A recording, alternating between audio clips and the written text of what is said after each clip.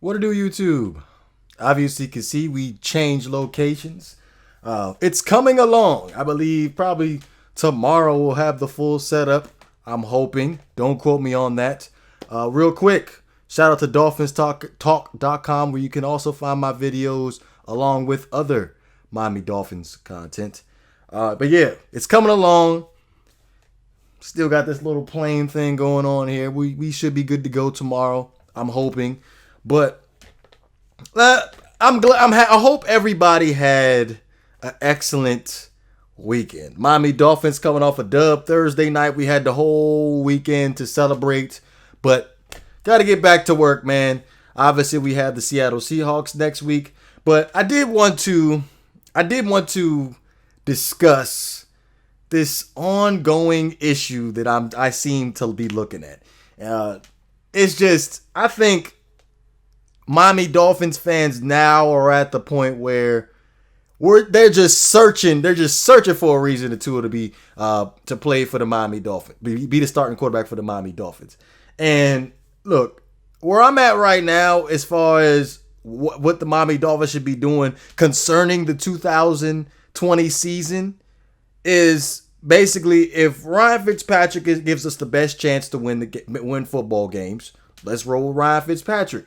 Now, if we just going to sit back and just assess Ryan Fitzpatrick over the last 3 games, I would say I would think, look, the first game of the season, I can't really put that on Fitz too much. Obviously, he didn't throw any touchdowns. What was it? 191 yards, had 3 picks, had a 44.6 passer rating. We discussed this a million times already. The first pick, the one where Stephon Gilmore ended up picking off when Preston Williams fell down. You can't put that on Fitz. The second pick, that was the Adrian Phillips one. That really we didn't know what Ryan Fitzpatrick was thinking. And obviously the third one was in crunch time in the red zone. It was throwing up 50-50 ball to Mike Gesicki.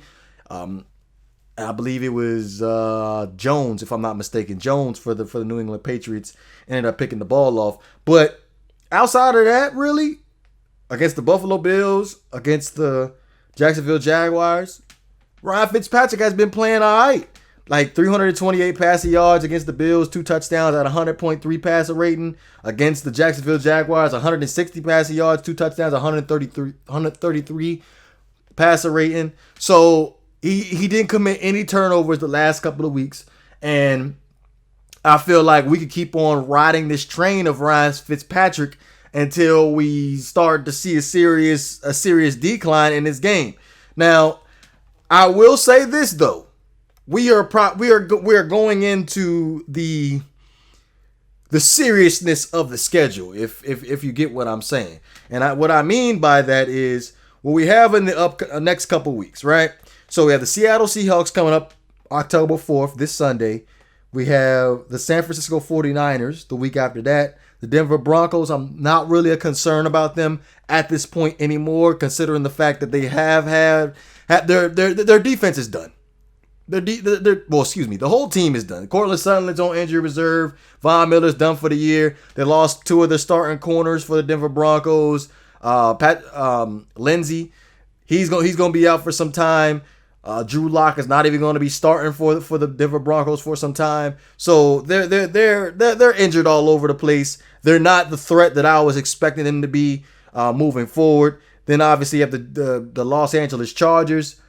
They're going to be a considerable threat considering their path, what they have on defense. The Rams, obviously, they're going to be a threat, especially on defense. It's really going to be a good test. And then, of course, the Arizona Cardinals, which they're 3-0 right now, if I'm not mistaken. So we're getting right into the difficulty of the schedule for the Miami Dolphins, where it's going to be a telltale sign exactly what we plan on doing for the remainder of the season for the Miami Dolphins. Now, there were some folks out there that were like, oh, we're going to go start Tua against the Jacksonville Jaguars. To be completely honest with you, I didn't see that happening, considering the fact that it was on a short week. Now, the matchup, most definitely, it favored Tua for him to come in and play, but I just felt like Ryan Fitzpatrick came off of a fairly decent game against the Buffalo Bills, and he didn't deserve to be benched for that Jacksonville Jaguars game that we had this past Thursday.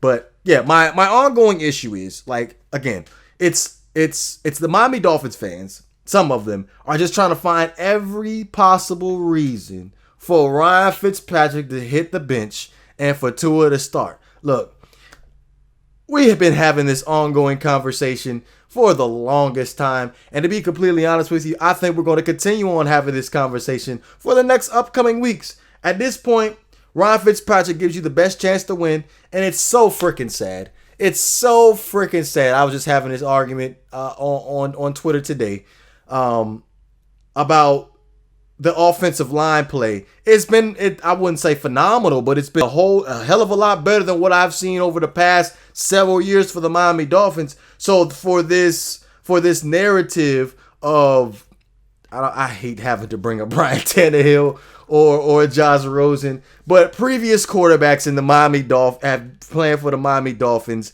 that have had a lack of pass protection. It's unfortunate for these guys, because now I'm giving you fans, I'm giving you guys the opportunity to come out here and sit back and say, see, I told you. We have a franchise quarterback. We have our guy. Hey, at the end of the day, like I said, this is the best I've seen the offensive line blocking. I'm going to say that again. This is the best I have seen the offensive line blocking in a long time.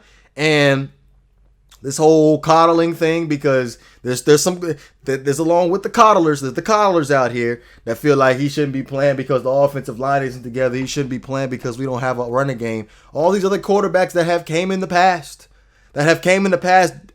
were dealt the same hand. They were dealt the same hand, and y'all sat back and had been disrespectful. You sat back and if you said whatever you wanted to say, if he was trash, wherever it need be, but seem to sit back and want to roll out the red carpet for Tua, have him come in at the right situation. Just saying, man. But again, man, happy Monday. It feels good to actually come out on a Monday and say my team won.